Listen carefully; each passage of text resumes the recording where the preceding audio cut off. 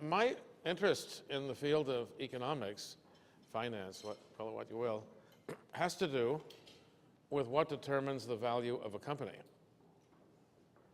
And so if you're part of a company, whether it's a big company that might be publicly traded or more likely a family business, someday you may want to pass that business on to somebody else. And you might want to figure out what the business is actually worth. I'm going to try to show you how I go about doing that. I don't want to impress you with a bunch of name dropping, but what I will tell you is that when I first developed these ideas, I was invited to meet the partners of Goldman Sachs in New York, who their reputation was they knew everything, so what was I going to go there for? And I said to the managing partner, what am I doing here? He said, you're going to teach us how to price companies. I said, but you already do that. He said, have you seen our success rate? Not too good, not too good. So, in fact, the way I measure firms when they take companies public is whether the price of the shares after the offering rises at all. You see, if it rises a lot, it means the investment banker gave the company away to the new investors. Why would they do something so stupid, right? I only drew one conclusion from that. Since it's a very common practice, it must mean that their clients are not the companies they are taking public. Their clients are the institutional investors who are buying the shares every week. Let's give them a bargain. Who cares if we sell out the owners? I was quite interested in the whole subject, as you can see. But I've served on the boards of 8 companies. 5 of them are family businesses. The other 3 were publicly traded. And it was also a tremendous learning experience for me. But you see, some of the things that I'm going to tell you this morning will be so shocking, such a big surprise to you, that you may be tempted to throw loose objects at me. And let me tell you, my eyesight is not very good these days, so I hope that your aim is not very good, okay? For example, most everybody that I meet, no matter where I go, believe that dividends are a principal driver of value. And I kept hearing that, even when I was a graduate student. And I knew it couldn't be true. It couldn't be true. Think of a company as a circle. Inside that circle are all the assets of the company. And to keep it really simple, why don't we assume that there are no liabilities? The firm is simply the circle. And inside that circle, there's another circle. That smaller circle is the cash the company has. And now they send some of that cash out in the form of a dividend payment. You're going to tell me the circle, the big circle and the small circle didn't get smaller? How can that be, right? I remember when I was a guest way back in 1973 on Louis Rukeyser's program on Friday nights called Wall Street Week with Louis Rukeyser, I made mention of some of these things. And his reaction was quite remarkable. He kept going like this. What? And I never saw him do that before or after, but as a result of his reaction, he made me a permanent panelist on the program, although I have to tell you my nickname was Pluto because I was the rotating panelist who rotated the least frequently. I would come up for air every once in a while when brilliant economists would show up on the set, like Paul Samuelson of MIT, or my teacher, Milton Friedman, at the University of Chicago. Yes, I was Milton's research assistant. You know, come to think of it, you might find it of some interest as to how that happened. It's the only interesting thing about today's presentation. And by the way, one more thing. I found that there's somebody else here actually wearing a tie. It's the gentleman in the back. Let me tell you the bad experience I had on KLM flying from Cape Town to Amsterdam and then from Amsterdam to Minneapolis. Since I was the only one on the airplane wearing a tie, aside from the male flight attendants, they asked me to get up and serve the meal. So this can be quite dangerous. I think you ought to consider that in the future. Okay? Yeah. I'll tell you what happened. I was a major in physics and mathematics in college. And I was very close to my professor. And in my junior year, I came to his class, but he wasn't there. And I said to the professor who was there, "Where's Harry?" "Oh, didn't he tell you we moved to MIT?" I said, "What?" He gave me his phone number. I called him. He said, "What are you still doing at Columbia? You got to come to MIT and join me." I said, "Well, what about my degree here?" "No, we'll give you credit for those courses." "Oh, right." So I went to MIT and joined him. And when I finished the first year there, it was the master's program, but they wouldn't give me the degree because I hadn't earned my undergraduate degree. Isn't that wild? Yes, I can see you don't care about that part of the story.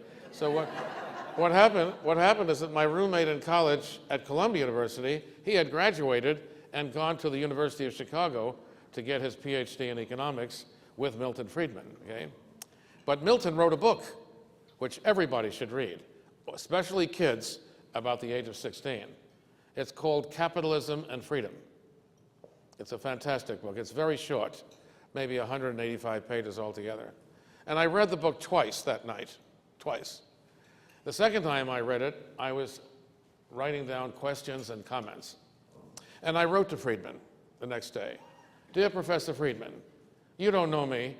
I'm Charlie's roommate in the university. Charlie's now with you. And he sent me your book. I read it twice last night. I have comments and questions about it, but if I were you, I wouldn't waste your time with me.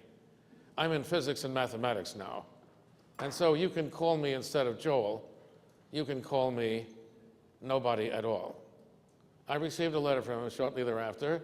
"Dear nobody at all, these are my comments on your comments, and these are my answers to your questions." But attached to it was a 7-page, single-spaced reading list. I couldn't believe it. He said, "If you should ever have an interest in economics, start at the beginning and go page by page, and when you get finished, you will in fact be finished." And so I announced at MIT that the physics lab, of which I was in charge in the mornings, would no longer be open from 8 until 2, but from 6 to 12, so that between 12 and 2, I could read economics on my own, 6 days a week. It took me 8 months. I finished the reading list. I wrote to Friedman, "Dear Professor Friedman, it is I once again, nobody at all. I have completed the entire reading list. As you can see, I have many, many more comments and even more questions. But I have a very important favor to ask you. Please, do not send me another reading list." Okay? So he sent the answers back to me with an invitation to spend the summer at the University of Chicago. How about that? Taking what he called 3 remedial courses in economics. And I went there. I took the 3 courses, micro, macro, and mathematical economics. And when the summer was over, I had to leave because I was teaching, believe it or not, I was given an appointment at MIT to start teaching as soon as Labor Day was done. It was on the Tuesday after Labor Day. That's when my class would start. So I was packing on Saturday to leave on Sunday, and I'd be gone. At 4 o'clock in the afternoon, there was a knock on my door. I opened the door, and he said, "Are you Joel Stern?" I said, "Yes." "I'm Milton Friedman. Can I come in?" I said, "Milton, you know the story in Genesis? 3 holy people are coming to see Abraham and Sarah. And what does Abraham yell out to his wife? He sees them coming from a distance. There's a cloud of smoke being kicked up by the camels. 'Quick, bake cakes.' That's what it says." I said, "I have no cakes, but I do have Tab. That's because Coke Light had not yet been invented." I said, "I have 2 cans of Tab. Would you like one?" He said, "Yes." And for 4 hours, we didn't have a conversation. He kept asking me questions based on the readings. And then at about 8 o'clock, he said, "We don't want you to go to Boston. You'll stay here." I said, I teach on Tuesday. "You'll call Harry and tell him you can't make it."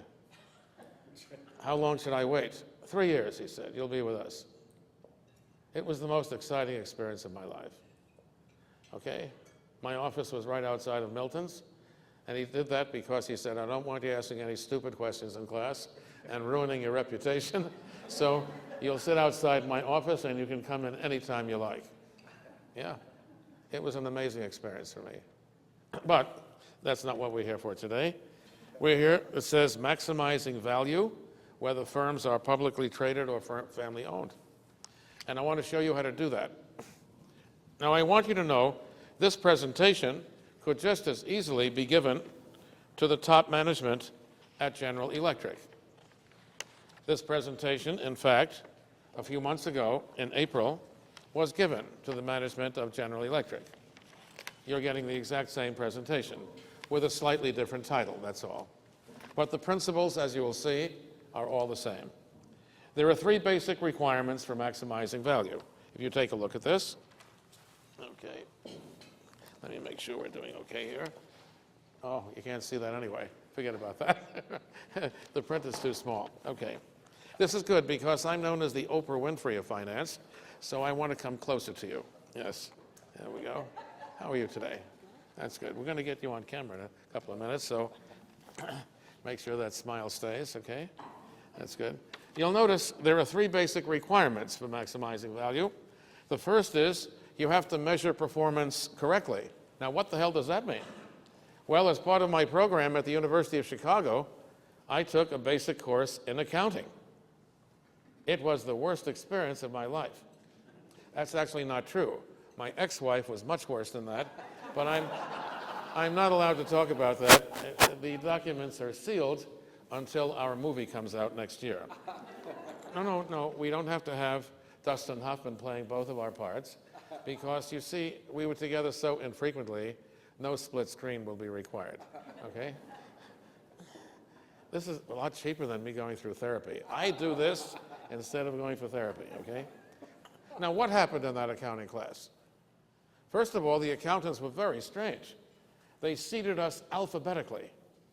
Yes, the person sitting where you are, miss, that person's name was Barry Ugg, A-A-G-H. He never had a chance.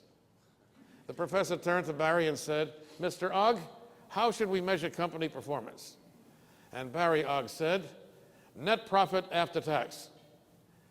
Then he asked the next student the very same question. I said, there can't be much syllabus to this course. I mean, everybody's going to answer the question, and believe it or not, that's what he had in mind. And the next person didn't say that. This person said not net profit, net earnings after tax. Okay, that's nice. Next person said, it's the bottom line. Okay. Of course, the best would have been the bottom line double underline. Because when you go to the income statement, just go down as far as the accountant wants you to, and when you get to 2 lines, that's got to be the place. But when he got to me, I said, "Professor, it's not the bottom line." He said, "Joel, in this class, it is the bottom line. I'll give you a second chance." I said, "It's the bottom line."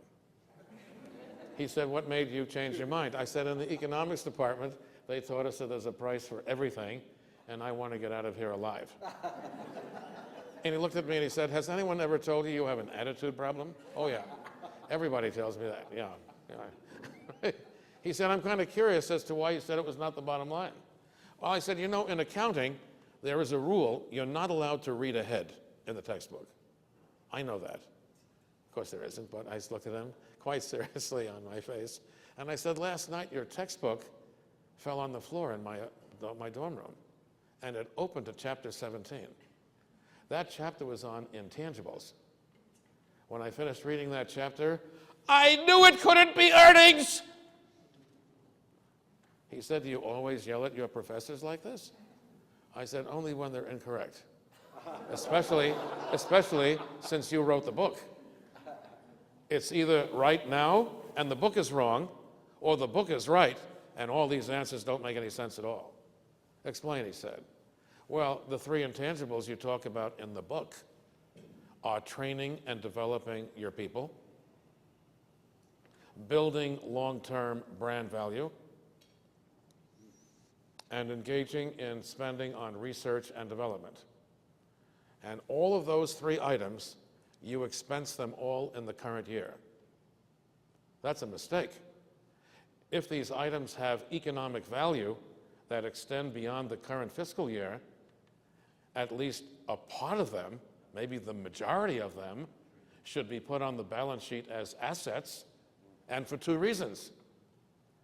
Peter Drucker, the distinguished professor of management, said, What gets measured gets managed. Out of sight, out of mind. If we write it off, who will remember? Who will want to remember?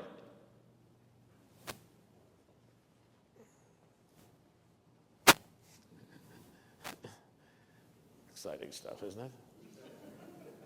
But you see, my professor in the business school, that's not where Milton was a man named Merton Miller.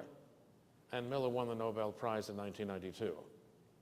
He teamed up with a man from MIT named Franco Modigliani, and they were always known as either Miller and Modigliani if you were at Chicago, or Modigliani and Miller if you were at MIT. You could hedge your bets by just saying M&M. Yeah. But Merton Miller said to me, why don't you write a paper by doing the research, and you'll put those intangibles back on the balance sheet where they belong. That means the current profits of the company will be higher. They won't be depressed by the immediate write-off. And see if the earnings you come up with are more highly correlated to changes in the stock price. Now, you see, my students always have with arms on them. So at this point, I tell my students, grab onto the arms of the seats because the shock you're about to experience will be too great. You'll slide right onto the floor. You don't have arms on your seats. So I hereby give you permission to grab onto the person next to you. Okay? See, if I say that outside the United States, we don't have to worry. In the United States, arresting for sexual harassment. Yes, you do have to be careful. But what do I have to tell you? You're not going to believe this.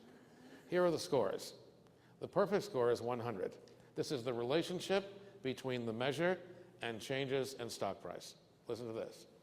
Dividends, bottom line profit, cash flow. Here goes the numbers. 2, 6, 8. What? I thought those were important. They're almost unimportant. However, if you bring the balance sheet into bear, so you take these items as a percentage of something on the balance sheet, like return on equity or return on total capital, the numbers go up a lot, 25 and 35. But the measure of performance I will show you scores between 62 and 79. And when I showed that to Merton Miller, he said, you'll win a prize for that. Nobody understands any of it, and someday they will. Isn't that something? You're going to see it here today. You're the only people in Wisconsin who know about this. Think of how valuable this is. Or worse, they don't care. There must be a reason for that too.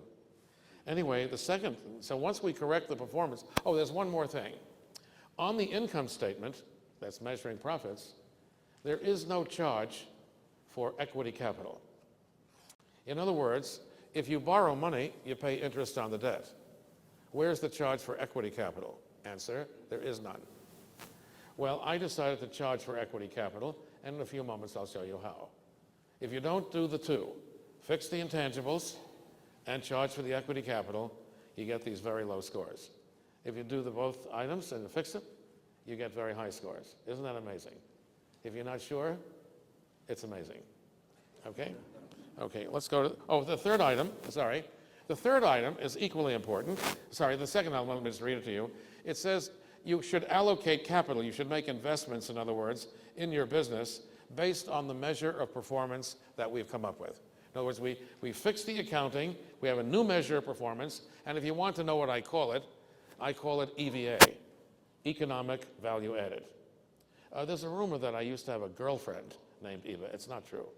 But for those of you who are in my age bracket, you would recognize the name. I did have a crush on the actress Eva Gabor. She was the older sister of Zsa Zsa Gabor. She always wound up with a French actor named Charles Boyer. I have no idea why, when I was available. But I was only 11 years old at the time. She obviously did not know about me. Okay, let's get back to this. So anyway, the first thing we do is we fix the measure. Number two, we use the new measure to evaluate investments we're going to make inside our firm. And lastly, number three, this is the big one, we reinforce the behavior we want through an incentive system based on the very same measure of performance. Now, I want to explain that to you. My first client, when I opened my doors in November of 1982, was the Coca-Cola Company. Okay, big company, traded on the New York Stock Exchange. And the CEO was a former Cuban named Roberto Goizueta, possibly the nicest CEO I ever met in my life, and very interested in all of this for a good reason. He was the second largest shareholder in the company. His shares were worth about $300 million at that time, not a bad number. So I came to visit with him, and he said, we're going to do your EVA system. We're going to improve the measurement, and we're going to evaluate people's performance on the basis of that measurement. I said, fine. And we let it go with that. We did that work for them in 1983, and from 83 to 88, they were on my program. But in 1988, in November, I was invited to speak in Germany, in Düsseldorf. And the man sitting next to me was from the Coca-Cola Company. He ran Germany for them. His name was Hans. And I said, Hans, how you doing? He said, well, you estimate that the required return that we have to earn at Coca-Cola to compensate our shareholders for the risk they take is 12% a year. We have to earn 12% for them. I only earn 6%. I said, that's amazing. 30-year government bonds in America are yielding 8%.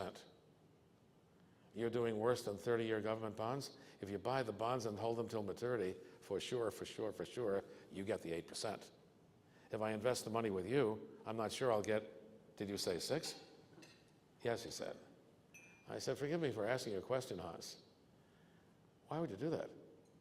I'm on the board of a very large German company, and we don't manufacture in Germany anymore at all. We do that in Ireland. The reason is the unions were killing us. Are they killing you?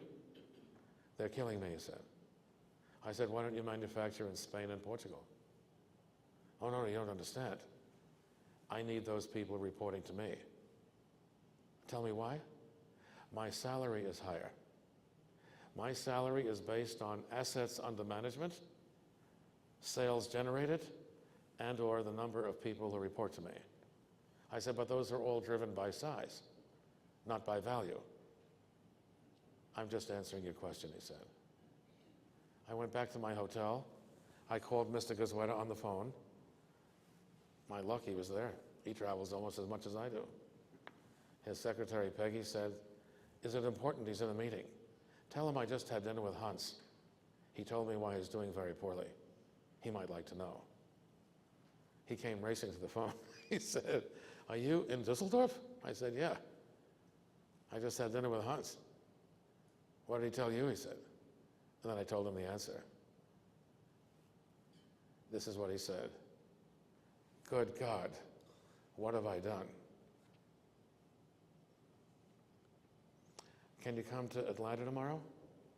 Yes, I'll fly to Frankfurt. There's a nonstop Delta flight. It goes right into Atlanta. We'll have dinner tomorrow night with the head of human resources. And we did. You see, I made a mistake. I was under the impression if the CEO tells you to do something, you're going to do it. Turns out that's not so. Look at Hans. He was told to maximize value, and he continued manufacturing the syrup with the unions killing him. Shame on everybody. Deborah, you look like you've had enough of this. I don't blame you. I don't blame you. Listen, I got to tell you more about myself. It'll change the subject for a moment. You see, when I was a student with Friedman, and I was just about finished with my degree, but I hadn't completed the dissertation yet, I went to see Friedman, and I said, you know, Milton, you're right. Money matters. The money supply matters. That's what you say. I don't have any left. Okay. I'll get you a job at the Chase Manhattan Bank. I said, why there? He said, David Rockefeller was my classmate. He owes me big time. So I go to the bank for an interview, and Mr. Rockefeller says, can you imagine? He has my CV in front of him, my resume, and he doesn't even look down. He doesn't even call me by my first name. He says to me, young man, I have a new first name. young man Stern. He says, young man, what are you going to do for us? I said, I have no idea. You're hired, he said. I said, how come? He said, you tell the truth. I need a few of you around me. Yes, it was interesting, because I became a person who analyzed his strategic plan questions. It was interesting. But I became very good friends with the head of lending money to Latin America, Francis X. Mason, my friend Frank. We both lived an hour away from the bank. So instead of being strap hangers, we decided to go to the pub across the street and have a beer together whenever we were both in town. So I went to see him that night, and that day, during the day, Mr. Rockefeller told me, your friend Frank has lost $631 million on bad loans. Tonight, when you have a beer with him, ask him when the hell haven't. Okay. So I made sure we had the beer all ready because I wanted him to be a bit soft. And I said, hey, Frank, I heard that tomorrow morning they're going to announce to the press that we've lost 631 in Brazil and Argentina, your location. Right, he said. I said, why did that happen? It's the incentive system, he said. The incentive system? Yeah. My bonuses are based on writing loans, not on getting them repaid. He actually said that to me. I mean, you could have knocked me over with a feather. I looked at him, you mean if somebody asks you to borrow $5 million, you'll say, why don't you make it 6? You got it, he said. Ah, that's nice. So the next morning I went to see Mr. Rockefeller at 8 o'clock in the morning. He was there. Oh, he travels to the bank by helicopter. Lives up in Tarrytown in Westchester. I told him if he wanted to cut costs, he should do the traffic reports in the morning on CBS Radio. Hello, this is David Rockefeller reporting. Traffic is very heavy on the Hutchinson River Parkway this morning. Avoid it. By the way, he didn't think that was funny at all. Not a good thing.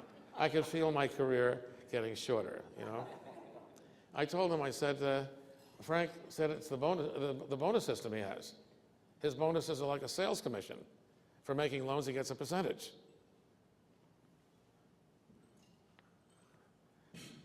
He was silent. I asked him if he was okay. He didn't say anything. He just looked at me. He said, can you fix it? I said, I don't know anything about bonuses, but I can fix that. How do we do that, he said. I said, instead of paying him the bonus, you should declare the bonus. And then his bonus gets paid to him as long as the original amortization schedule on the loans are met. If he has to rewrite the loans, those commissions are lost. He must have seen the film, The King and I, because in The King and I, Yul Brynner, suddenly after dealing with Deborah Carr, turns with a wave of his hand and says, and so it shall be. And that's what Mr. Rockefeller said, and so it shall be. And then Frank wouldn't have any more beer with me. Isn't that something? We had beer one more time, and he looked at me and he said, what did you do to me? And I said, well, I don't know. How do you think the shareholders feel? And he said to me, I don't know. Have you had lunch with any of them lately? That's very interesting, by the way. It's one of the big disadvantages in large corporations. In Wisconsin, I used to be an advisor to Kimberly-Clark when Darwin Smith was the CEO.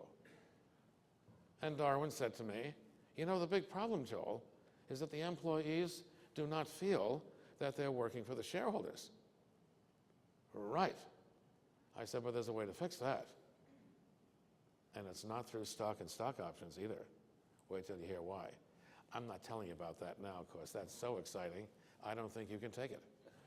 Okay?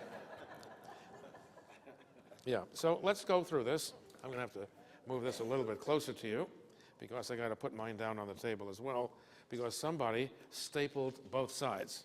Not too good, right? This has obviously been done by my competitors. They're trying to make me look bad, and they're going to do a good job of it. So by the way, on the same page, where it says letter C, okay, 3 ways to maximize value, reinforcing behavior through an incentive system based on the same measure of performance. You will see that the most successful companies in the whole world are not only on my system, but they've taken the incentives right down to the shop floor. Nobody is left out. And later, if we have a chance, I'll introduce you to my assistant, Hema, who's on vacation in Mexico, as I mentioned. Yeah. She's on my program, too. What she does for us, you'd never believe.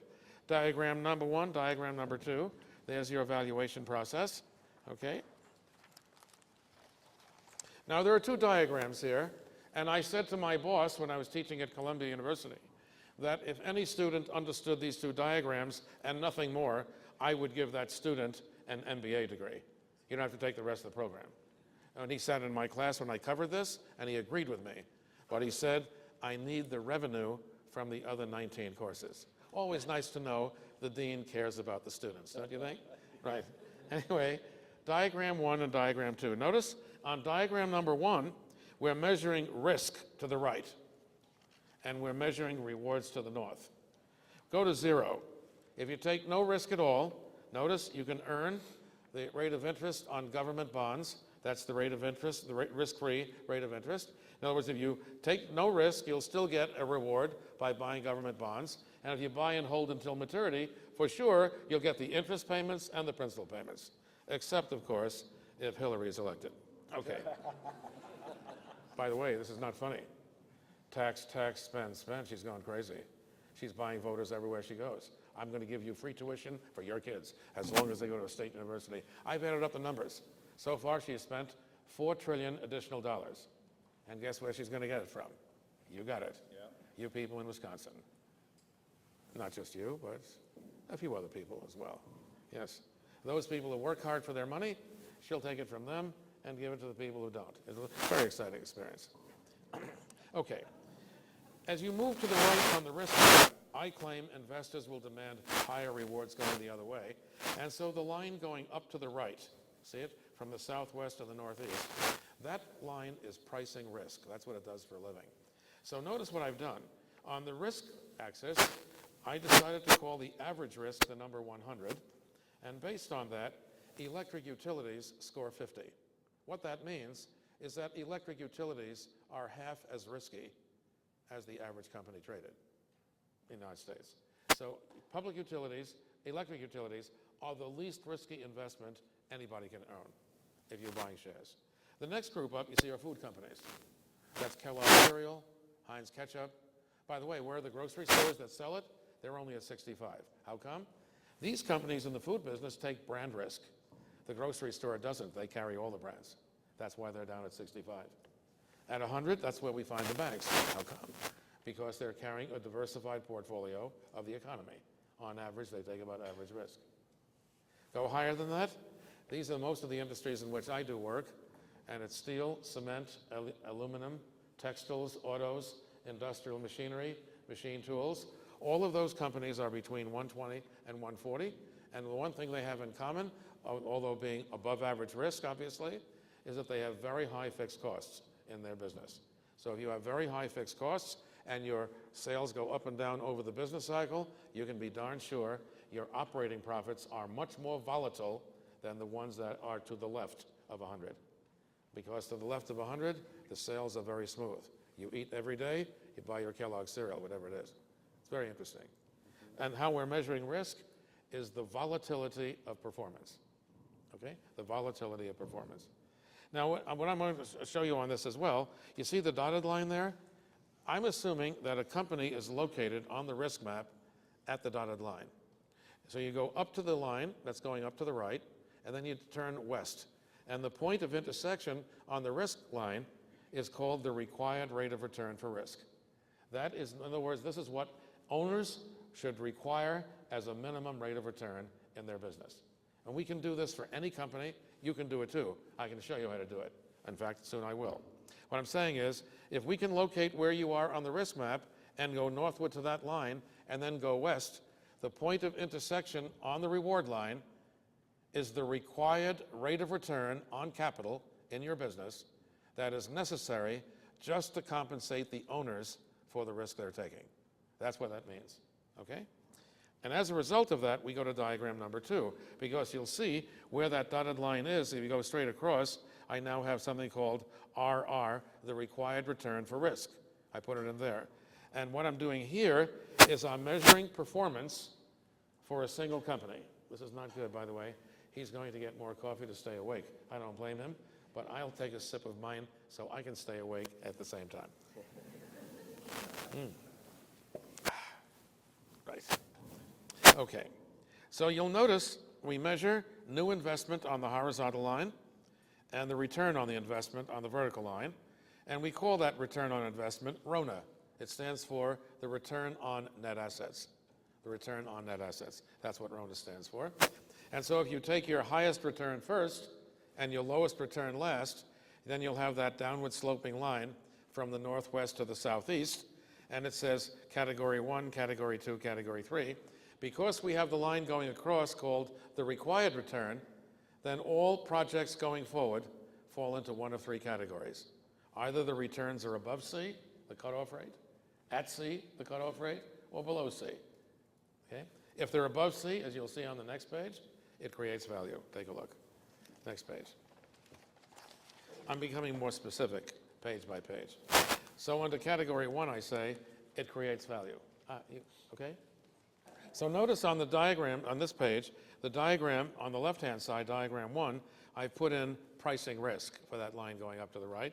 That's a change, okay? And then in the second diagram, I put down category 1 means you're creating value. What does that mean? It means if your firm was publicly traded, the shares would sell at a premium above the book value. At category 2, you would sell at book value. But in category 3, you'd sell at a discount to the book value. The question is why? The answer is investors will always pay a premium for firms that can earn returns above the required return for risk. That's called category 1. That's where you create value. In other words, for every dollar you invest, the dollar, if you had shares trading, would be selling at a premium to that dollar. Say if it was at $1.12, the 12-cent difference would represent the added value you bring to the table. And the firms that are in category 3, they sell at a discount to the net asset value, the book value. Okay? And I also have definitions on the lower part there of what new assets are. Notice I include intangibles downstairs and also restructuring charges. In other words, if a company is going to restructure and they're going to spend money to do it, believe it or not, the accountants, being as stupid as they were before, they write that off too. In other words, if you want the money, I say, put it on the balance sheet, and then you'll have to be held accountable for earning a return on the investment. Okay? Good. Next page. And now, I'm going to show you something that will require me to walk away from you, because I don't want you to hit me, to be honest with you. And you might get upset. So just move out of your throwing range. Okay, file facing you. Yes. Notice what I've got here. I've got diagram number 1 all right. And what I'm doing on this page is I'm gathering companies that are right near each other on the risk map. See them, the circles? All the companies whose names are in the circles are essentially in the same risk class, okay? And I decided to draw the risk class below where it says enter, and then you can walk down any one of the various risk classes. And I say, let's assume the first risk class offers you a return of, say, 9%. The next one might be 11, then 13, then 15, and 17, okay? Well, if we turn to the next page, and we gather companies together that are right near each other on the reward map, that's going on the other side, see the other circles, it turns out that certain risks are consistent with particular rewards. And that's why I was able to draw the 9, 11, 13, 15, 17. In other words, if I can identify which firms that are right near each other on the risk map, and then compare that to firms in terms of what rewards they provide through dividends and capital gains, are you ready for a surprise? Deborah, I can tell by looking at you, you're not ready for this surprise. So this is going to be a bad one for you. You ready? Joel Stern claims from this study that if a company pays you a dividend, the price will fall by the dividend paid out. So you will have dividends in one hand and shares worth that much less in the other. The overall rate of return will not be affected. There's only one bad piece of news. If you receive the dividend, you'll pay taxes on it. Whereas if you let the money ride, you wouldn't pay the tax now at all. You'd be working with the government's money to create even more value for yourself by not taking the dividend now. See, I claim that if people really cared about dividends, all firms would have two classes of shares. One would pay a big cash dividend, and the other would pay a big stock dividend. And then you could decide to own different proportions of the two shares depending upon what you want your dividend to be. See, if you're young and you don't need the money, you let the money go and take the stock dividend. If you're retired, you want to live off of that, you take the cash dividend. But why should everybody have to take the cash dividend simply because the company pays cash dividends? Does that make any sense? Are you ready for this one? One of my clients for a very, very long time has been a man named Warren Buffett. He lives in Omaha, Nebraska. And when he came to New York in 1976 on a trip, he gave a talk to the investment analysts on Wall Street. And he said, as long as I am alive, I will never pay a cash dividend. Two people tried to hold him up that day in the evening before he got back to his hotel, and they were both arrested. And he came out the next day and said, we now know there are two people who want cash dividends. But we don't have to worry about them because they're both going to be in jail for a long time. By the way, he announced at that time, as I said, he would never pay a cash dividend as long as he lived. Does anybody in this room know what his shares sell for? Check it. It's on the New York Stock Exchange. $220,000 each. The day we saw each other at the Chase Manhattan Bank, 2 years before that, it was 1974. In 1974, his shares were trading at $374. I distinctly remember it. How come? He had such an impact on me in the meeting with Mr. Rockefeller. And when I went back to my office, I called Human Resources at the bank, and I said, do I have a common stock fund? Oh, yes, everybody does. It's a profit-sharing plan. I see. And if I take the money out, what happens? Well, you're not fully vested, you lose it. And when you take it out, it's fully taxable to you. Right. What's the amount in my case? Could you tell me? He told me. I said, pay me. You're crazy, he said. You can work with the government's money till you retire. Pay me. You sure? I said, yes. He said, why? I'm going to buy shares in a company called Berkshire Hathaway. He said, no, it's an investment company.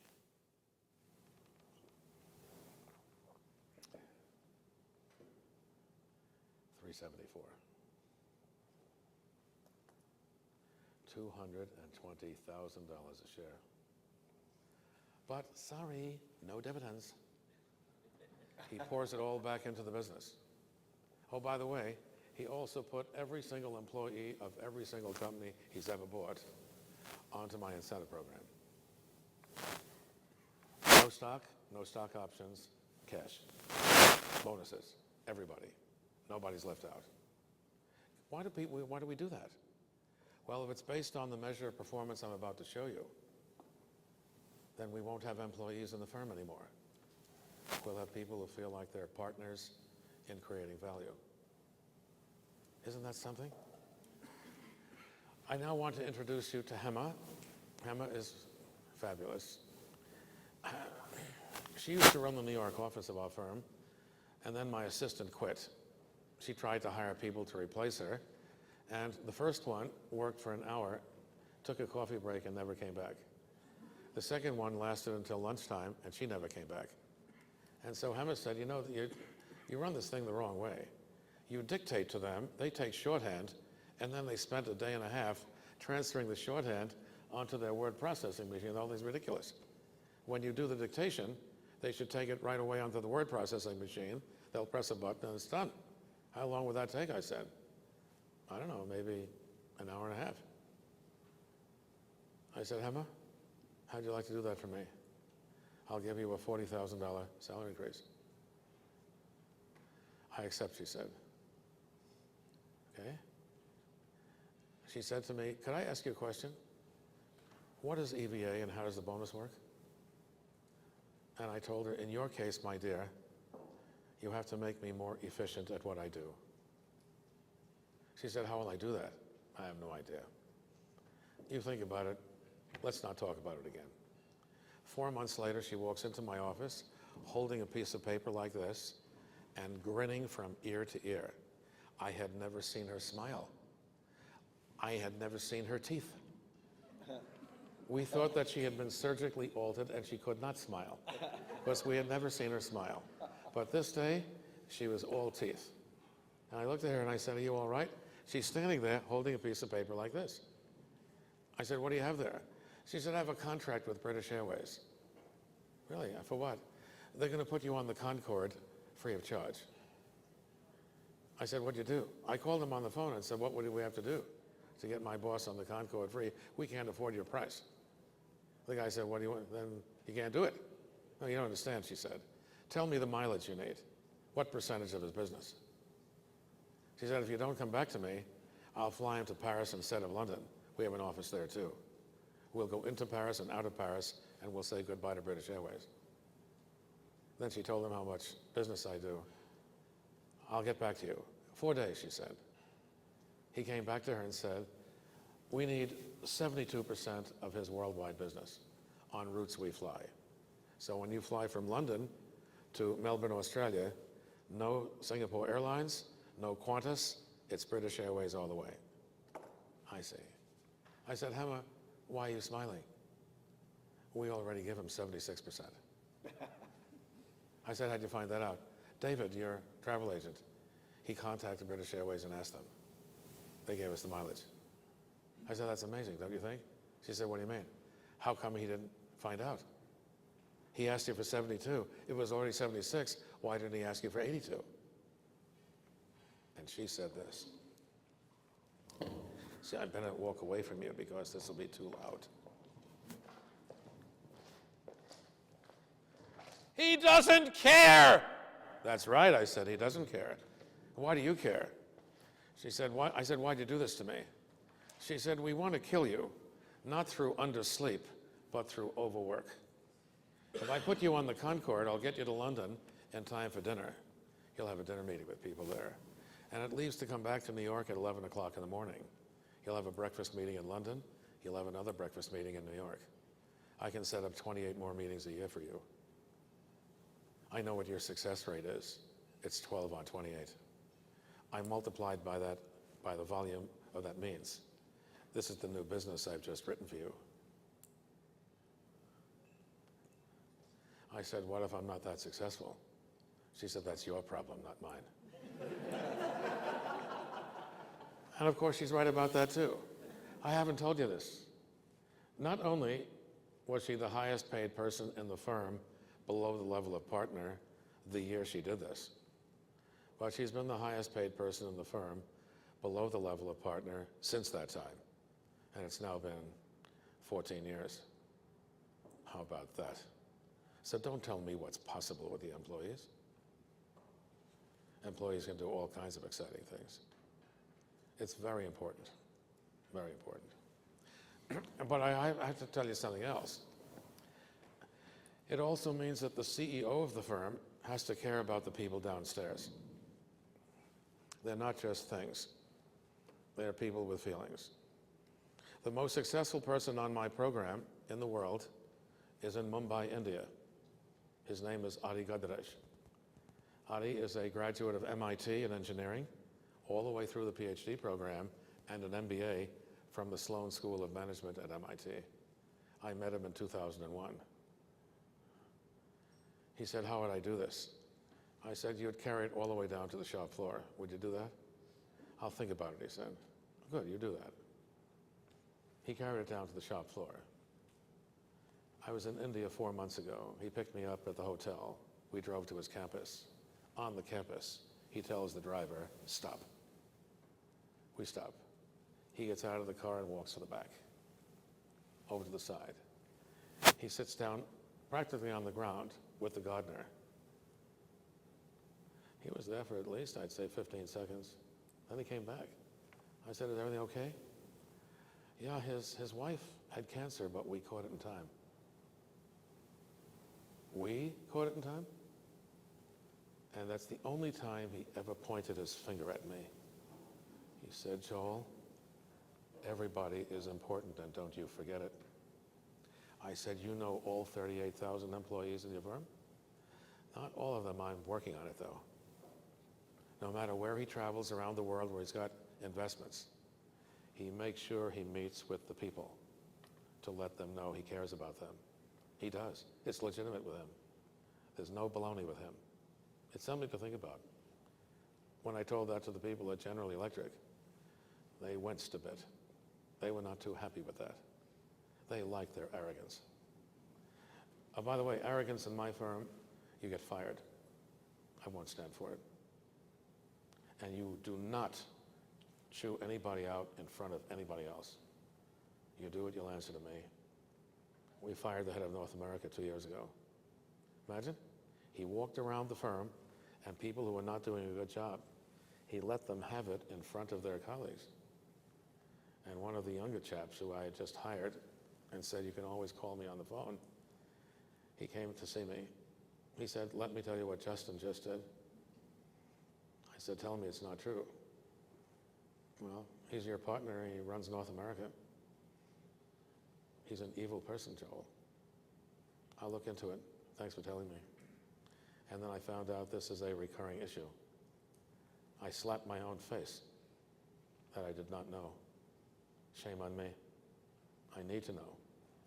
After all, what are we? We're just a people organization.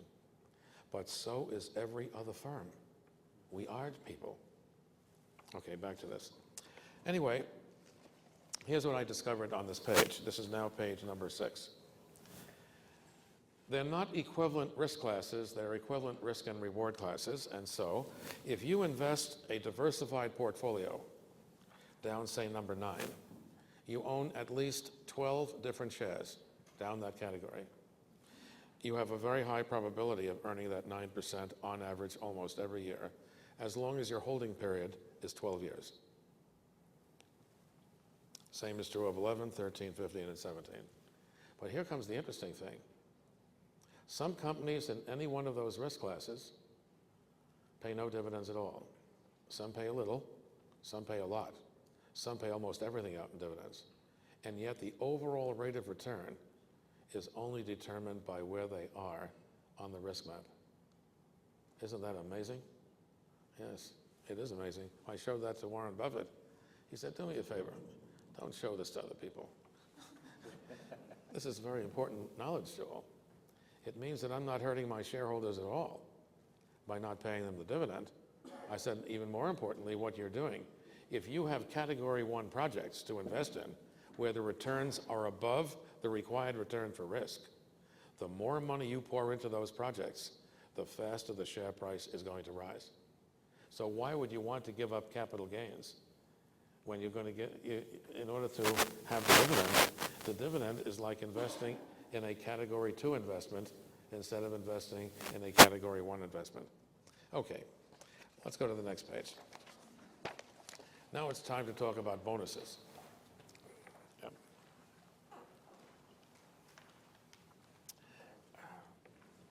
This is called a human resources risk map. And you can see at the extremes, we have low and high. What do we mean by that? Well, this is almost a legal issue.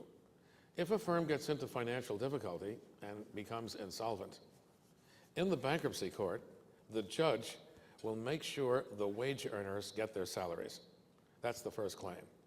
So when we say that there's low risk here, what we mean is the likelihood of getting paid what you are owed. And so accrued wages payable is the first payment in the event of insolvency. Okay? So that's why I call it a low risk part of this risk map. At the high end, you'll see we have variable pay, like bonuses and shares and share options and things like that. So take a look at the page after this. Oh, you'll see I put them all in there. There's the pension as well. See it? Wages and pension. And then variable cash bonuses, shares and share options. Okay, it's very important that we see that. Yeah. Before we turn into any other pages, let me just try to think intuitively with you. Let's assume a firm pays out nothing on the right-hand side. There's no variable pay at all. how would people behave in the company? What will they think about? I claim they'll think about when they're going home.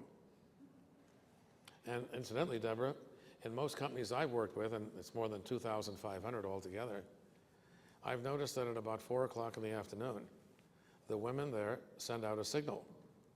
Yes, they go to the ladies' room and they change their shoes. You know where they're changing their shoes? Because they go home in shoes that are comfortable for them. They leave the other shoes in the desk drawer or right near where they're sitting. What are they doing? They're signaling everybody that they're done for the day. It's 4 o'clock, they're not leaving till 6, but they're really done. Guess what happened? We decided to study this very carefully. The firms that go onto my program, not only do the women not do that, but don't even think about doing that until about 7 o'clock at night. So I have to deal with their husbands, their kids. They're all very upset. They're not going to see mommy for a while. But there's a reason. She's on the bonus program. By the way, the bonus program is only based on improvements in performance, so it doesn't cost the owner anything. Improve, you get a piece of the action. That improvement largely would not have taken place without the employees being a part of the program. In fact, under my program, I discovered to my astonishment that when people walked out of meeting rooms where the lights were on, they never failed to turn the lights off. Before they went onto my program, no one ever thought about it because they didn't care. Why do they turn the lights off? It's actually a symbolic gesture. They're trying to encourage everybody to behave the same as the person who turns the lights off. Isn't that fascinating? If you're not sure, it's fascinating. Yeah. So take a look at the next page. By the way, the good news is we're past the halfway mark. There we go. So I decided I would actually test this in firms. And we looked at two extreme alternatives. Notice the big oblong shape there. First, there are two alternative extremes, and that is, let's assume that the big gray there is, say, 98% of total compensation takes the form of wages and pension. And only about 2%, see that little thing on the right? That's variable pay of some sort, okay? And the question is, what would rational behavior be in a situation like that? There are two.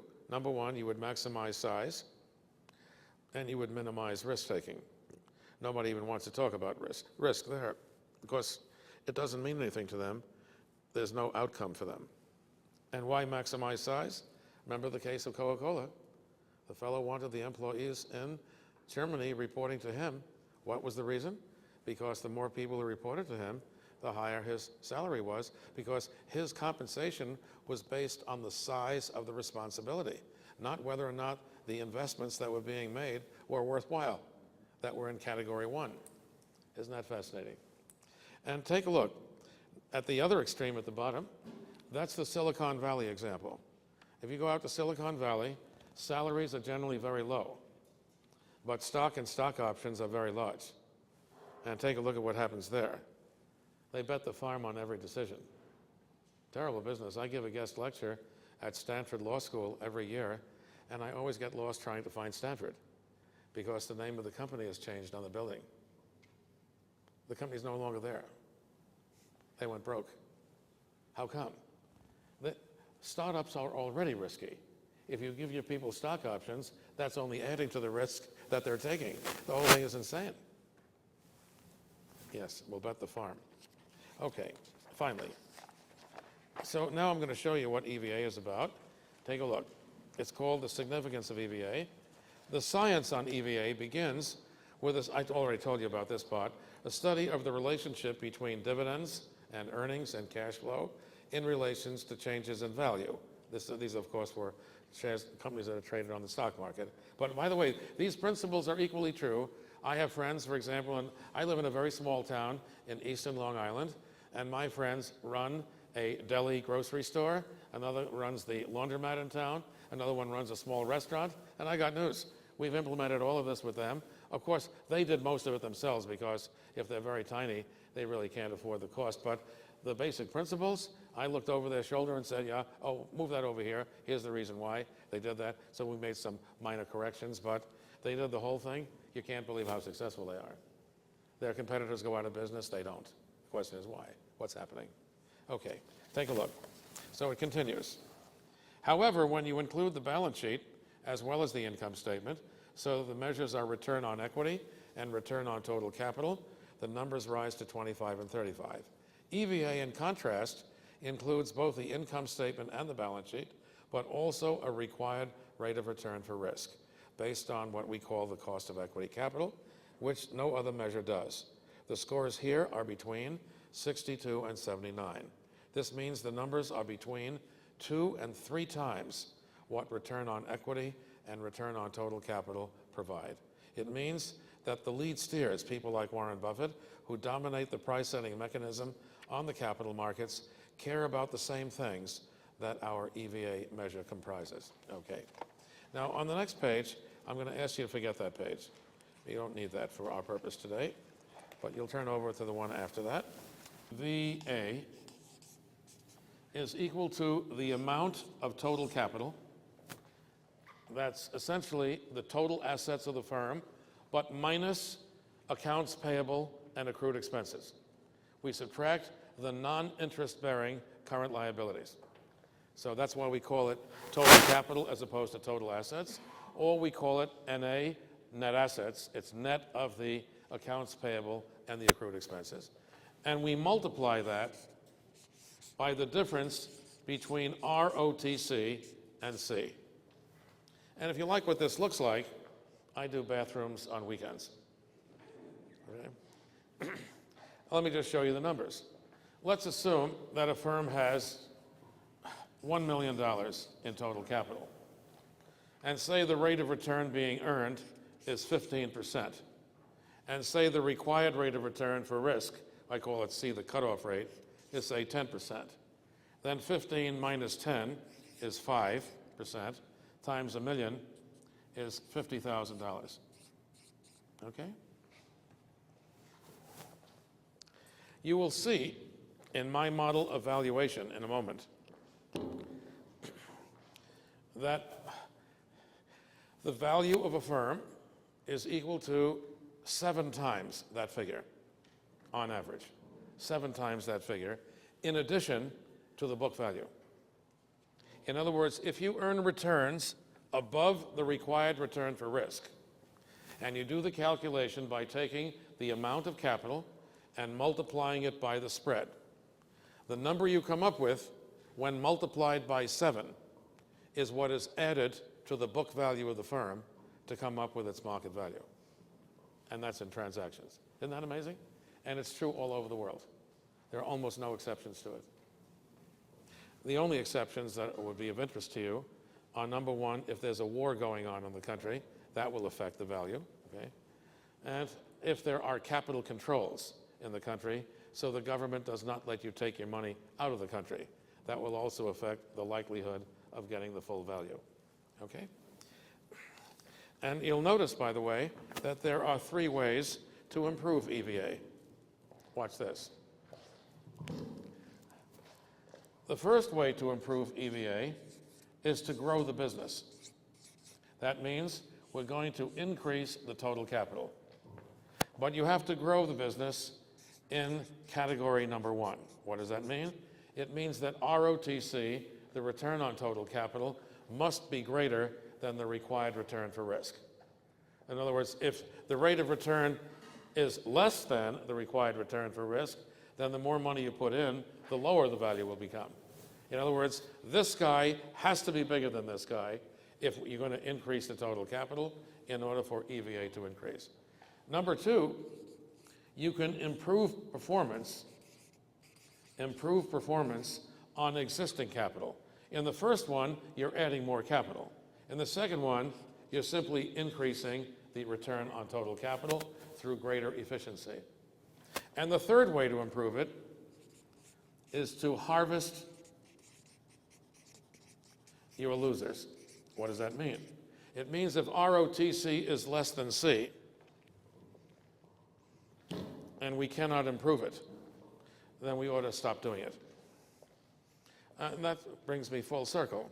You might wonder, what am I doing in Wisconsin now, aside from my lovely experience at the University of Wisconsin? In 1989, I saw a story in the newspaper that a company in Milwaukee called Briggs & Stratton had lost money for the first time in 89 years. And they were going to shut down 3 operations. 3. Shut them down. They tried to fix them, they couldn't. They tried to sell them, they couldn't. They're going to shut them down. So I made a telephone call. I called a man named Frederick Stratton. He was the chief executive. I said, Mr. Stratton, you don't know me for a hole in the wall. I saw the story in the newspaper. You're going to shut them down. Yeah, this coming Friday, he said. Right. I'd like to visit the 3. Really? He said, for what? I don't know. I might be able to help you. What do you do? It doesn't matter. You're shutting them down anyway. It's my nickel. Let me go and do it. Are they very far from your headquarters? No, they're all within driving distance. I'll rent a car. I'll go to the airport in Milwaukee, and then, I'll rent a car. Come by and say hello to you. You'll give me the driving instructions, like to find the places, and let the people know I'm coming. I don't know, he said. I said, it'll be worthwhile, I promise you. And so he did, and I went to visit each of the 3. By Wednesday, I had done my deed. I called him on the phone. Hello, Fred, it's Joel. Yeah, what's happening? Hey, listen, on Friday, we're not going to shut him down. You just give me the key, and I'll take all the losses starting next Monday. He said, what'd you find out? No, it doesn't work that way. Remember, you let me do this, but you weren't too happy about it. You don't have to be happy about it anymore. Those 3 units will belong to me. I've always wanted to be financially independent. Ladies, forgive me, I have to tell you the exact words now, okay? He said, you're a shit. I said, oh, you've been talking to my ex-wife. This is not nice, Joel. Oh, no, it's not nice, but listen, I'll drive over to the office. I'm near Milwaukee now on my way back. He said, you'll meet a fellow named John Shealy. He's our general counsel. Okay, someone's got to sign the papers. He might as well be the one. He said, you're serious? You're shutting them down on Friday. Didn't you say that? Yep, they're gone on Friday. Good. Just give me the key. I'll be there in an hour. I got there. Shealy was fabulous. I could tell immediately, what a nice person. If you've never met him, you've missed something in your life. And John said, what's it all about? I said, you got an hour for me? I don't want to talk to Fred. I'll talk to you. Fred has a bad attitude about the people there. Oh, by the way, there are 2 ways to run a business. Watch this. Or they've been punching at each other for a long enough period of time. In the units, they hate him, and he doesn't like them either. It's Mutual Admiration Society. Got a great thing going here. Forgive me for saying, it's just plain stupid. I would never run a business like that. But it's okay. I gave a talk to the people with the 3 units about what EVA is about and how the bonus works. They're eager to get started with me on Monday. So do me a favor. Go into Fred, get the key, let me sign the documents, and let me get on my way. I got to find a place to live. You're serious about all of this? I said, I sure am. Would you make a deal with us? What do you have in mind? We'll give you X% of the improvement. How about X plus Y? I got news. We went in there in 1989, and they were the 2nd company in the world to go on the EVA program. It was so unbelievably successful that the company borrowed almost $70 million 4 years later to expand all 3 units. How about that, Jack? Don't tell me what's possible. What I'm saying to you is that it's not that it's possible, it's that it's the desirable way to operate the business. You might not think so initially, But when Hema did her thing for me, I began to realize that there are plenty of very capable people downstairs. They weren't as lucky as you were. They didn't have parents who sent them to school, or they didn't have this, or they didn't have that, but they still have capability. And you know, not everybody can afford to go to the Harvard Business School. There are a lot of smart people out there. Why don't we activate their minds and release their entrepreneurial energies, but inside of our own firm? And then all kinds of things are possible. Yeah. So let's turn to the next page. Ah, there it is. And this is how I price companies. I'll even give you an example in a moment. But this is a bit more complicated than we've done so far, but if you find this too much the first time you see it, take it home with you, take a look at it again. If it gives you a headache, 2 aspirins will be a good idea, and I do apologize for doing it to you. But I love this. Take a look at what it says. The enterprise value, that is the debt and equity together, that's what it means. You see there are 3 lines. 3 lines means an identity. It's the same as. It reads of. The enterprise value of the debt and equity together begins with the accounting book value, which outside the United States is referred to as the net asset value, NAV. It's the same as accounting book value. And we convert that to economic book value, which measures the total resources invested into the firm. What does it mean? It means I'm putting back on the balance sheet all of the investment that the accountants may have written off. Whether I trained my people this way, or I built a brand this way, or I've done research this way, or whatever it is. Incidentally, if you're interested in this, I had to write to Jeff Bezos, who is the founder of Amazon.com. And his company for years now has been generating almost no profits. And the stock price keeps leaping up. You look down and you say, whoo, what was that? By the way, one day, the shares actually went up by $80 in one day. It happened last year. Last year, they estimated his personal net worth at $25 billion when the shares were trading at $250 apiece. The shares are now trading at very close to 800. Not bad, huh? Oh, and by the way, they have obviously forgotten to generate profits. That's only because the accountants have made their situation even more ridiculous than normal. Why? Because all of their startup costs on their distribution centers are immediately written off. Training and developing the thousands and thousands of people they're hiring every year to work for them, that's also being written off in the current year. And building long-term brand value, if you take a look at the advertising and promotion they spent, about 80% of it is long-term value add as opposed to short-term communication. So what did I do? I took all of those numbers and redid them.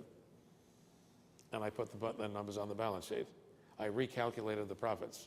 I then calculated ROTC, profits as a percentage of total capital. Hold on to something. Instead of the firm earning practically nothing, according to the accountants, according to me, they earn 31% after tax on total capital employed. He said, you can't believe what they've almost convinced me to do. They've asked me to slow down my growth so I can deliver profits to them. In other words, you'd spend less money on hiring and training people and building long-term brand value and all of that, right? Yes, isn't that stupid? Yes, I said. You know what, the reason, Jeff, why you're so smart is you run your business with your intuition. You don't let the accounting bother you at all. Very good. Your shareholders are proud of you. But he said, I never realized what I was doing. No, you did. It's just that the accounting made it difficult for you to see what you were doing. Isn't that fascinating? Yeah. Okay, what we do then is the economic book value is the adjusted accounting book value, and that represents the total cash invested into the firm. And the value of the firm represents the cash you could take out of the firm. All we're doing is comparing cash in with cash out, and what's left over, I have plus or minus there, is called MVA. That stands for Management Value Added. That's the value that management has added to the economic book value to create the enterprise value. And are you ready for a shock? It turns out that MVA is equal to the present value of the future EVAs. I just showed you how we calculate each year's EVA. So what we do on the second part, the last part there, is that MVA is equal to an annuity of EVA. We take whatever EVA is now, and if you divide that by the required rate of return for risk, which we call C, you annuitize current performance. You take current performance and simply say, there it goes into the future. We take its present value. And we add to that the expected improvement over the current level. And we present value that. Okay, that's the whole story. Okay, so that's my valuation. One last thing I just want to tell you. There is a firm in the cement business. They're the largest cement company now in the world, but they were before they made a major merger recently. It's called Lafarge. Lafarge. Their headquarters is in Paris. When we implemented for them, back around the year 2000, I turned to my people and said, I'm very sorry. We'll have to ask you to live in Paris for a year. And the people looked at me and said, I'm going, you know. And they went. And they worked on this project in Paris for a year. And we implemented with them. And they understood everything, including the incentives you're about to see. And they go on our program in January of 2001, I guess it is. But in February, 1 month later, I get a call from the CEO, one of the smartest people we've ever dealt with. His name is Bertrand Collomb. I said, Mr. Collomb, is that you on the phone? He said, yes.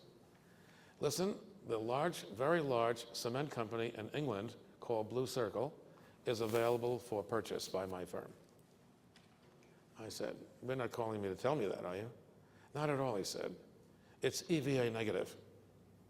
In other words, that ROTC is less than C, because the price you pay is now so high, there's nothing left over for your shareholders, right? You got it, he said. What can I do for you? Maybe you can help me come up with a way to do it. I said, no. If EVA is negative, that's the signal. You can't do it. You'll hurt your shareholders. Well, here's the bad news. The 11 people who report to me, all 11 people want to do the program. They've suggested to me that we go off your program for 1 month so we can do that investment, and then we'll promise to behave ourselves after that, and we'll go back on your program. I said, what do you think of that idea? He said, that's just plain stupid. I said, well, it's your employees, not mine. If my employees try to pull a trick like that, you have no idea what I would do to them. Right, he said. So there's no way you can think of that we could justify this. You can do your shareholders a big favor. I understand it's in all the press that you're negotiating with them.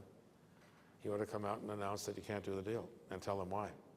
You're now on my EVA program. It'll hurt bonuses in the future. No bonuses. Worse than you think, he said. If we pay the price they're asking, we would have to grow the EVA of Blue Circle at 19% a year for the next 12 years. No recessions are permitted. That's nice. And if you do all of that, you know what the EVA is on your investment? 0.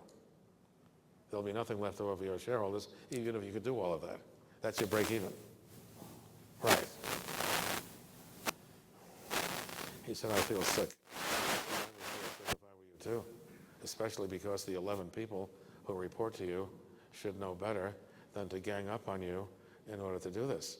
I thought we taught them everything we could do, and they're supposed to understand all of this stuff. Right, he said. I am embarrassed to tell you that they seem to miss the whole point. Okay, thank you, I said. The following day, he announced the deal is off. Blue Circle share price collapsed. His share price rose because he said, I'm going to stick to my economic value principles, and I don't want to ignore the failure of paying bonuses to my people for the next 12 years. Yep. And we go blank on this for 2 months. And then the head of Blue Circle in England calls me on the phone. He said, your name is Joel Stern? I said, yep. I understand you're responsible for the deal not going through. I said, me? You're the one who asked a price that was ridiculous. I'm calling to ask you to see if you can help us do the deal. Okay. I flew to London. I sat with him. I said, I want you to lower your price by 27%. Oh my God, he said. I said, yes, but you won't take cash. You'll take their shares. Because when they announce the deal, their shares are going to go up in price, and they'll pull your shares up with it. You won't lose the 27. You'll lose something, but you won't lose 27. He did it. It's unbelievable. It's so exciting, you wouldn't believe it. And we have so many examples of this. So many. It's just fantastic. Incidentally, out of 913 implementations of this, we've had 14 failures. My people keep telling me I should stop talking about the failures because it's so long ago, but I said my name is on the door. Okay, take a look on the next page. It's time to talk about the incentives. Now, to do this, I'm going to introduce one more character to you. I just came from Cape Town, South Africa, because one of the universities at which I teach is the University of Cape Town. And one of my most important clients is a retailer in South Africa called Clicks. The women would know it, but the men wouldn't. Clicks sells women's cosmetics, upscale stuff, in 1,100 stores around the country. And their headquarters is in Cape Town. And I love to see the CEO just before Christmas because, you know, they haven't closed up yet for Christmas, and I get there early enough to get together with him. His name, by the way, is Trevor Honeysett. Yeah, I can't meet a guy like this. Not only are his suits double-breasted, but the way he walks, I'm sure his underwear is double-breasted as well. I've never seen a guy walk like that. He walks like this. See? I have no idea. He was not hurt in the war or anything like that, but he's a very nice person. I came in to see him, to have lunch with him, and I come over to the receptionist, and she says, I know who you are. I said, how's that? You did our training program on EVA on the intranet we have. Oh, right. How'd you do on that? Not good at all. I didn't understand anything, she said. I said, why is that? I never graduated from high school. We call it matric here. I didn't qualify on matric. I see. So what do you do? My friend Susan, she works here 8 years. She sat next to me, took me through it, step by step. I said, do you understand it then? Oh, yeah, I got it. I said, what happened then? Nothing, not for 4 months. I said, what happened then? I was in the cafeteria having lunch when I overheard someone say, we're going to hire a 9th admin. Oh, in other words, there are 8 administrative people like you. You got it, she said. I said, what did you do then? I thought about it all afternoon. And then I wrote to the man you're having lunch with, Mr. Honeysett. I told him, don't hire the 9th. I'm the receptionist downstairs. I got a lot of spare time. I can do that work. I say, what happened to you then? He called me up to his office the next day. He showed me what my EVA bonus would look like. And then she looked at me and she said, we love you guys. I said, tell me what happened. I have 3 children. They're all going to the University of Cape Town, and I'm paying all of their fees with my annual bonus. I couldn't do it without you. No, no, no. You did it. I just provided the tool. Mr. Honeysett said I could come out from behind the table and plant a wet one on you. She gave me a kiss on my right cheek. I have to admit I did not wash that part of my face for 3 days. Yes, it meant a lot to me. I had lunch with Trevor, and he said, you can't believe it, Joel. He said, well, you know that we've just implemented your 3rd generation of EVA. Oh, yes. What's my new generation? 20% of all bonus payments are to be used for a self-betterment program. Remember, she said she had never qualified for matric? She went back to school. Yes, she's completed her matric now. Isn't that something? Yes, it is amazing.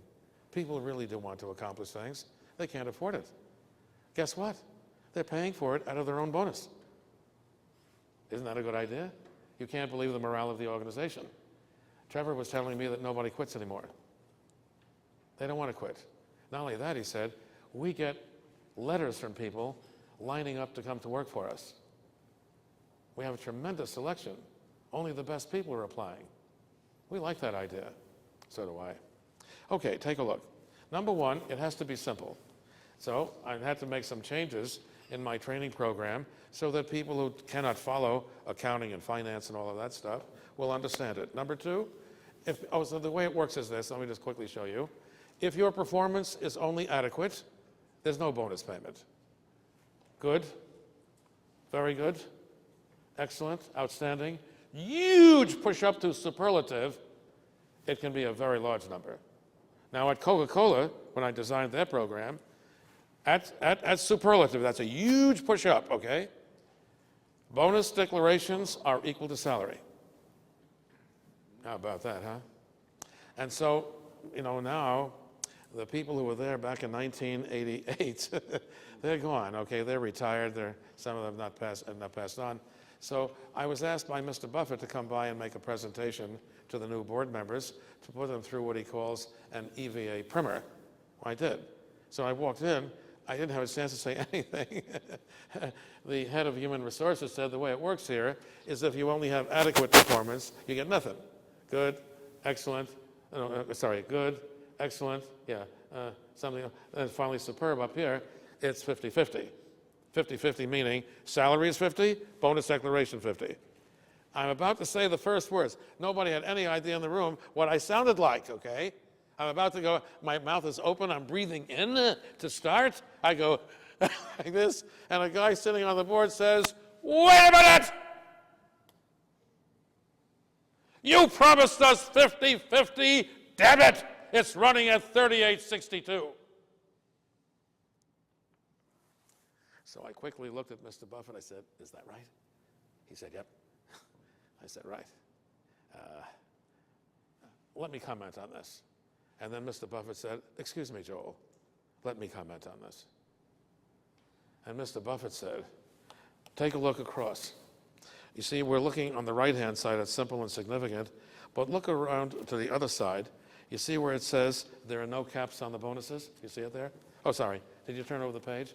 Ah, there we go. Sorry, there it is, okay. Sorry. So we have simple and significant, which meaning, if they do a great job, it should be significant. We'll get to the other two on that side in a moment. But notice on the left-hand side, number 2 says there are no caps. What does that mean? That means if you think the sky is the limit, you might reach for the sky. But to be fair to the owner, if you're doing poorly, you have to work your way out of negative territory in order to qualify, okay? All right. And also, as you'll see, we use a bonus bank in order to pay people out, and that's part of the legacy of what my friend Frank did in messing things up in the bank. Remember, he was just getting a percentage of everything he wrote without worrying about whether or not they paid us back. Well, under the bonus bank, you'll see, the bonuses, by the way, under my program, are only based on improvements in performance. So if you improve, you get a percentage of that, but then it goes into a bonus bank and pays out over time based on sustainability. So if you improve and then you deteriorate, guess what happens? There's a negative charge against your bonus bank, okay? It's very, very important. You'll see that, yeah. Okay. Okay, let's go back to the significant. Definitive comes from the word definite, and this is what Mr. Buffett said to the man. And the fellow, he did one more thing. This was terrible. The fellow looked at Mr. Buffett and said, "Warren, take a stick and hit them harder, I'm telling you, you'll get the same result." And Buffett I thought he was going to take his shoe off and hit the guy with it. Instead, Mr. Buffett said, "Why don't we take a 10-minute break so he can settle down?" When we came back into the room, that guy was gone. I said, "What happened?" "He's going to do something else with his life. He's not going to be here anymore." I said, "Tell me why." "It's your point, Joel. It's respect for the people downstairs. He's a very successful man here in Atlanta. He's worth billions. He's had to work very hard for that. He can't stand the fact that you want ordinary people to be able to earn rewards. To him, ordinary people don't actually exist. They're merely wage earners. There are no bonuses for people like that. Okay? I don't want him on the board. I don't want him near me. I never want to see him again, he said. I agree with him. It's not my kind of thing. Okay? So, yeah, it's terrible, isn't it? The word definitive is also very important. And in order to appreciate that, I'm going to ask you to turn back just one page. There's a diagram there. Now, I want you to disregard the line called best practices. Make believe it's not there. And when I was a part of the Chase Manhattan Bank, the bonus program in the bank was what is there. See? What happens is you negotiate with your boss on B, the budget for the year, and if you hit the budget, you get an amount. If you do better still, you get more, and then you cap out. And I have never understood that at all. Just picture someone on a commission, say sales commission. You say, by the way, if you generate $10 million in sales, we will give you a certain percentage of that. But if you do better than $10 million, you don't get anything for that. Right. What? Why would you do that? I got news. It's all over the place. So there must be a reason. There is. We don't want to reward people for good luck. We want to reward them for what they really bring to the table. And you're going to see my bonus bank fixes that. You'll see it in a moment. Okay? So, by the way, when I first saw this diagram, Mr. Rockefeller was in the room, and he said, Joel, what do you think of the diagram down there? And I said, well, I got a big problem with the diagram. See where I make a circle X there? I made a circle X. And I said, what if at circle X you realize you're not going to hit the budget for the year? And what are you going to do? Now, if you ask my students in school, they're so dumb, you wouldn't believe what they say. They say, I'm going to stop working. Oh, that's a good idea. The boss will see you're doing nothing. You'll get fired. That's not what you'll do. What do people do if they realize they're not going to hit the budget for the year? What do? The answer is they keep working and working hard. But they send the invoice out next January. They defer the income into next year. Oh, by the way, if they need business cards and all of that, they do that for next year now. See, they prepay their expenses for next year. Might as well get a running head start. I still remember what Mr. Rockefeller said in the meeting. He said, do you honestly think our people would do that? I said, well, look at it this way. I think we should hire a bunch of smart people if our people don't do that so they can replace our dummies. Okay? Yes. You know, it's a funny thing. Well, you know, I still remember the day I had to take a trip with him to Austria in his airplane. And we were having a long conversation about a number of things, about what the bank was about to do in Austria. And he looked at me and he said, do you mind if we just change the subject for a moment? How do you young people live on less than $500,000 a year? I said, with great difficulty. Can you imagine? He just cannot. It's this helicopter thing, I'm sure of it. I can see you don't care about that, so we'll go back to this. Okay, so he said to me, then what is the best practice we should follow? I decided to draw it for you. See it? It's a straight line right through the origin. The more you do, the more you get. Simple as that. Not only that, I believe that the head of human resources and the controller of the firm should send out a calculation as to how well we're doing every single month right through the year. So they get the report and they say, and they compare it to how they did the prior year. Of course, it's all based on improvement. So we have this year, we have last year, and the improvements. Okay? They look at it and they say, holy cow, isn't this exciting? It is exciting because they know what's going to happen to themselves at the end of the year. Everybody's onto this. It's great. By the way, there are some companies, like I did this for Mars Candy, and Forrest Mars, who recently unfortunately passed away, probably through eating too many Snickers bars. By the way, I love Snickers bars. It's my great weakness. I leave the country to get away from it, but now it's everywhere. I just can't get away from it anywhere. Okay? Anyway, Forrest Mars said to me, Joel, we don't want our people to see the company numbers. How do you handle that? No, then we use index numbers. They don't see anything. They just see the index numbers. The index numbers can be, in other words, we'll just say, we'll start the year off at 100, blah, blah, blah, blah, and we'll let you know how we're doing. And they trust me. There's not a problem. And I'll say to the employees, don't worry about it. We'll just write a very quick thing and say, oh, yeah, the numbers are right, fine, don't worry about it. You're getting exactly what you should, that's all. That way they don't see the actual numbers. But best practices is the line right there. Yeah. Okay, back to the page number 15. So, simple, we want everybody to understand it. Significant, If we're doing well, everybody's doing well. Definitive comes from the word definite. It means there's no moving of the goalposts once the game gets underway. We start to do, and by the way, almost every firm has this experience. They're going along like this, and then suddenly it goes like that. And somebody on the board says, man, how did that happen? You'd be surprised what people can do if they sit around and play team ball. Some people here old enough to remember Bill Russell playing for the Boston Celtics? He was on an interview last year on ESPN. It was great fun. The fellow really liked him too, and I think he has a cackle-type laugh, but when he laughs, he's only laughing at himself. He wouldn't laugh at anybody else. And so the fellow said, hey, Bill, who do you think is the greatest basketball player of all time? And he starts laughing. And the guy says, what are you laughing at? He said, you want me to say Michael Jordan, don't you? Oh, sure. Who else would it be? I don't know, he said. Why do you think it's Michael Jordan? Well, he scored 30 points a game. That's all right, but so did Pistol Pete Maravich on the Atlanta Hawks. They never won anything. He said, one more thing I should point out to you. The Chicago Bulls didn't win anything until Scottie Pippen showed up. You can't win the game by yourself. It's a team ball. Oh, and one more thing he said. You know, when Jerry West and Oscar Robertson played and Elgin Baylor played, they took a lot of shots from outside.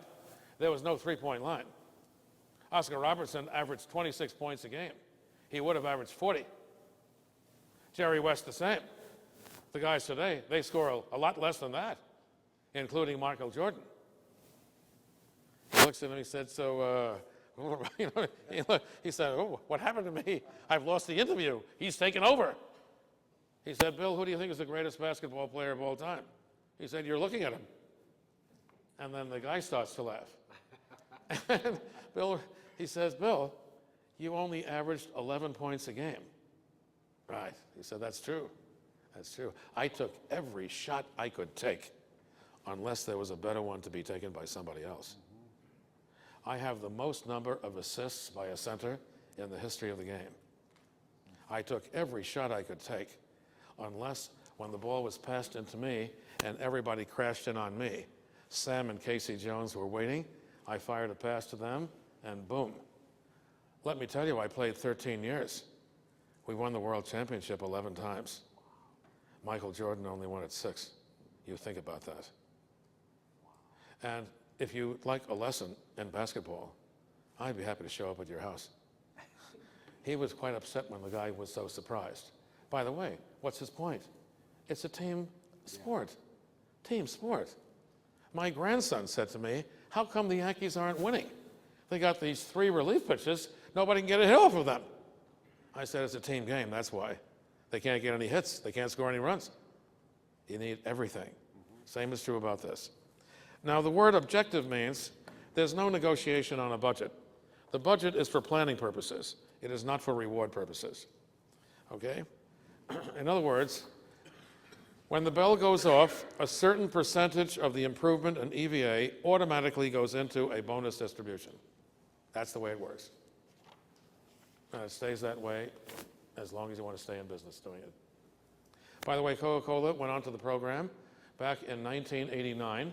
Remember our friend who was hiring these people and doing the syrup in Germany where the unions were killing him? By the way, their ROTC, or return on total capital, or RONA, was 19% after tax at that time. This dummy head in Germany was doing 6. Despite that, they were doing 19. But once they went onto the program, in less than 4 years, the ROTC at Coca-Cola went from 19 to 36.4%. Their return on equity went from 26 to 51. Their price to earnings ratio on the New York Stock Exchange went from 25 to 44. And then Mr. Gazweta died. And I went to see him in the hospital, and he grabbed my arm, and with his other hand, the same arm, and he said, let us never forget what we did. We created value not just for the shareholders. Every employee in the firm, right down to the shop floor, was an active participant in the program. Isn't that terribly exciting? I think it is. It is. It's awesome. It's right. Okay, and then to the left-hand side there, remember it says no caps, bonus bank, collaboration.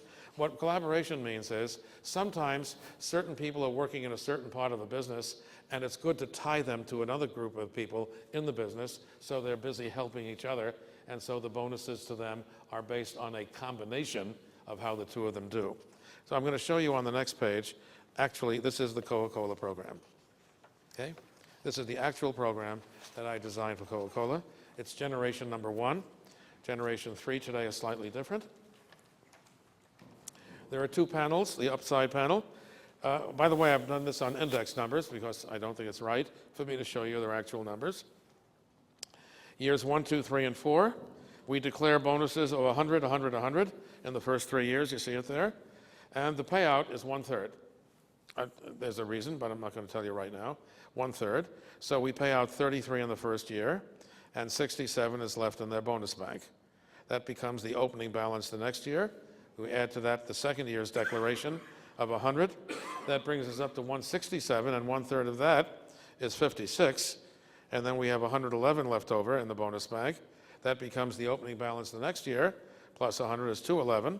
Then a payout of 70, and we're up to 141. Year 4, they have a difficulty. There's a negative charge of 50. They're down to 91, but they still pay out a bonus in a bad year of 30. In other words, what the bonus bank is doing, here's what happened. They're on the program for 3 months. It's the beginning of April. I awaken about 2 o'clock in the morning, no good reason for that. I start walking around my house, and I go back for some reason to the Coca-Cola numbers. Don't ask me why I do this. I did it. I looked at the numbers that you see here, and I realized we've made a big mistake. Well, what do you do then? I called my partners. We used to be called Stern Stewart and Company. I called Bennett Stewart on the phone, and he said to me, "Do you know what time it is?" I said, "Yeah, it's 2:30 in the morning." I said, "I've been up for a half hour." "Why is that?" he said. I told him what happened. There's a mistake in the Coca-Cola program, and they are our first client.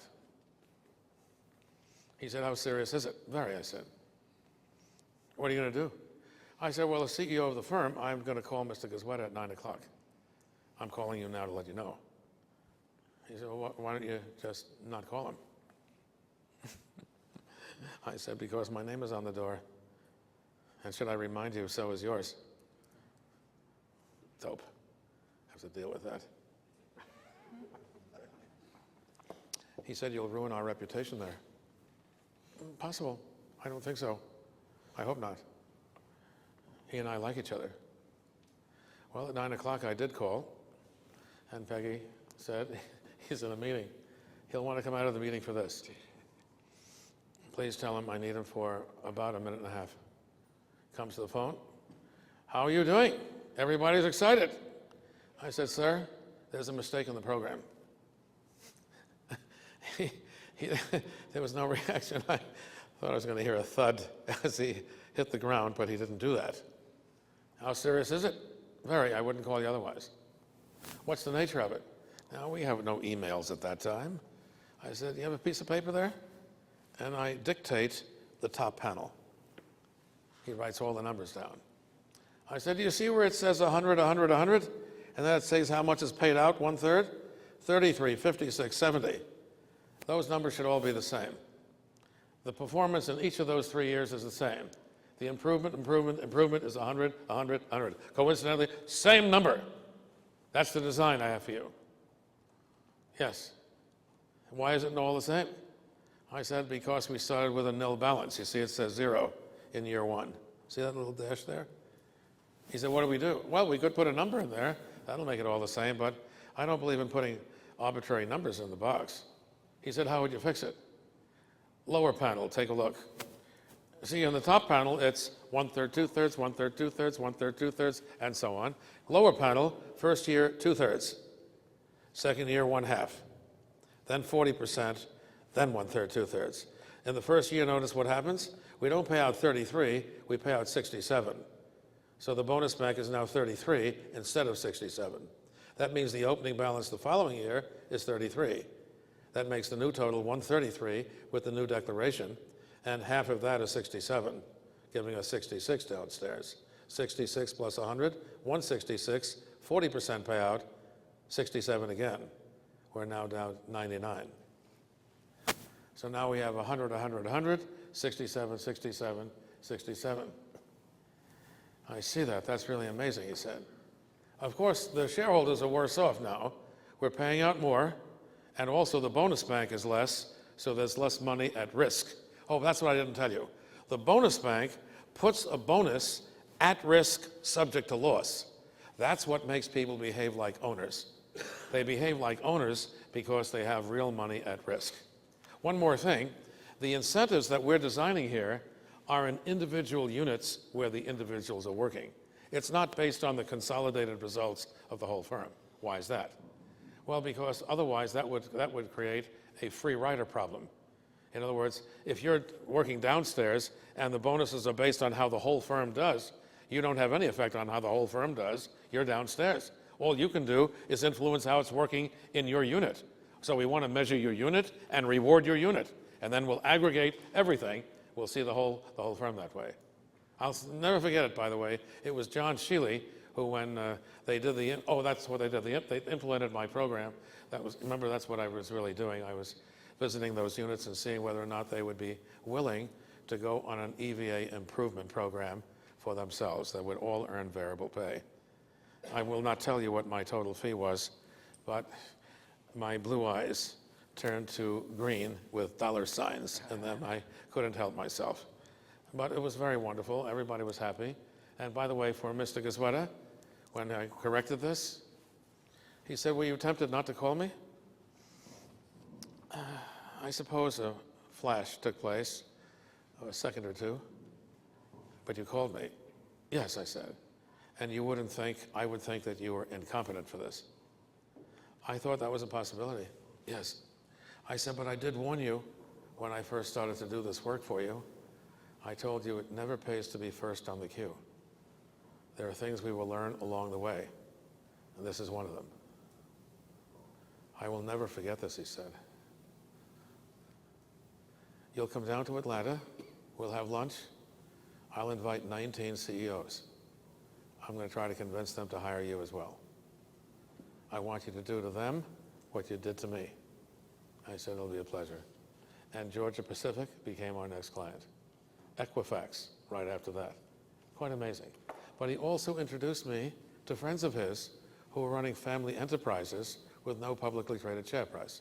In fact, on a global basis, out of the 900, and I think it's 13, it's 914 now, companies that are on our program, would you believe that 263 are family businesses, some in Europe, especially in Scandinavia, some in Germany, and some in the Netherlands, and others are in South America, mostly in Brazil.